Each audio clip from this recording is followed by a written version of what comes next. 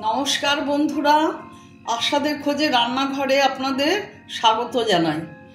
আজ আমি রান্না করব কাঁঠাল বীজ। এই দেখুন, কাঁঠাল বীজ আর আলু দিয়ে কাঁঠাল বীজ আলুর ডালনা। আর এখানে মশলার জন্য নিয়েছি কাঁচা লঙ্কা, আদা, টমেটো, এগুলো পেস্ট করে দেব। আর এখানে হলুদ, লঙ্কার গুঁড়ো, জিরের গুঁড়ো, ধনের গুঁড়ো দেব মশলাতে।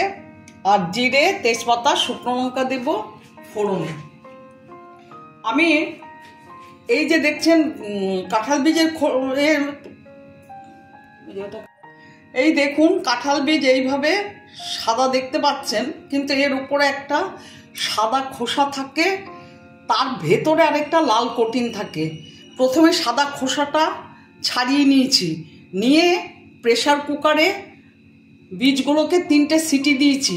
দেওয়ার পরে ওপরের লাল কোটিংটা ছুলে ফেলে দিয়েছি, মানে এটাকে খোসাটাকে ছাড়িয়ে নিয়েছি, নিয়ে পুরো এই দেখুন পুরো সাদা করে নিয়েছি। এবার আমি গ্যাস অন করব, তার মধ্যে মশলাটা করে নেব।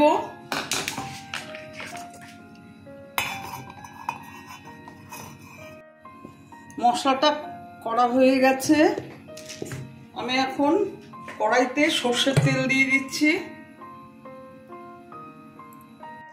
তেল গরম হয়ে গেছে, শুকনো লঙ্কা, তেজপাতা দিয়ে দিলাম, গোটা জিরে ফোড়ন দিয়ে দিলাম,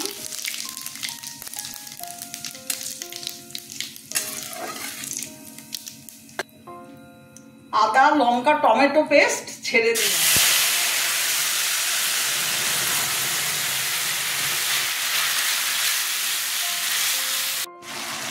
আদা, লঙ্কা, টমেটো কষানো হয়ে গেছে।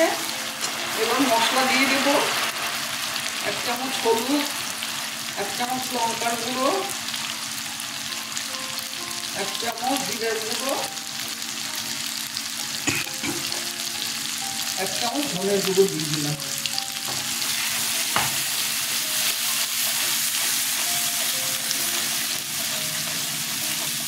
আলুগুলো ছেড়ে দিলাম।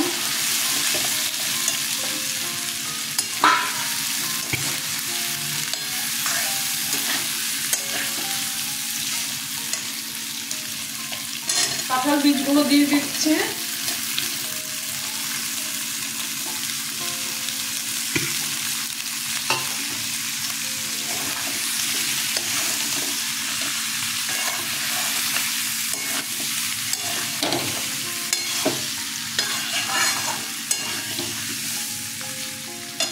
স্বাদ মতো নুন দিয়ে দিচ্ছি,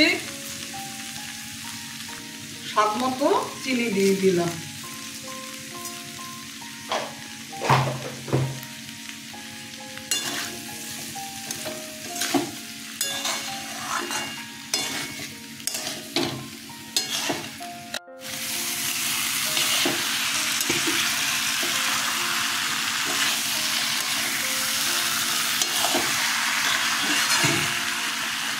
কষানো হয়ে গেছে, আমি এখন জল দিয়ে দিচ্ছি।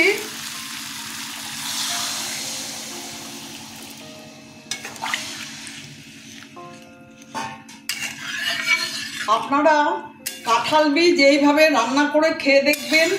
এটা নিরামিষভাবে আমি রান্না করছি, আমিষভাবেও রান্না করা যায়, কিন্তু আমি নিরামিষ দিনের জন্য নিরামিষভাবে রান্না করছি। খুব ভালো খেতে লাগে। এখন ঢেকে দেব, মিনিট 2 পরে ঢাকাটা খুলবো।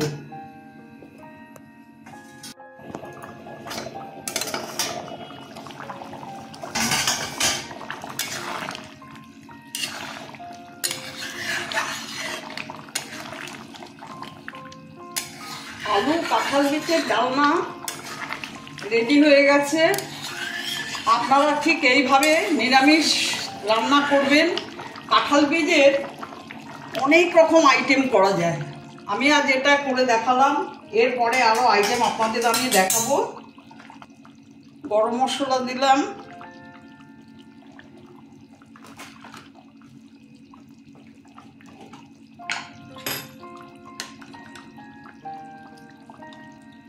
এক চামচ ঘি দিলাম,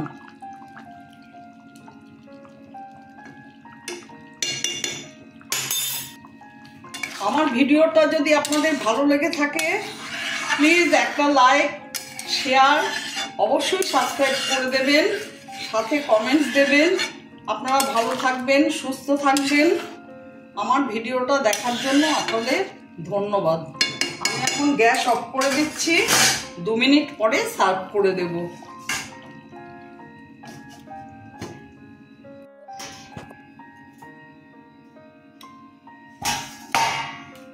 দেখুন কেমন হয়েছে। আমি এখন সার্ভ করে দেব।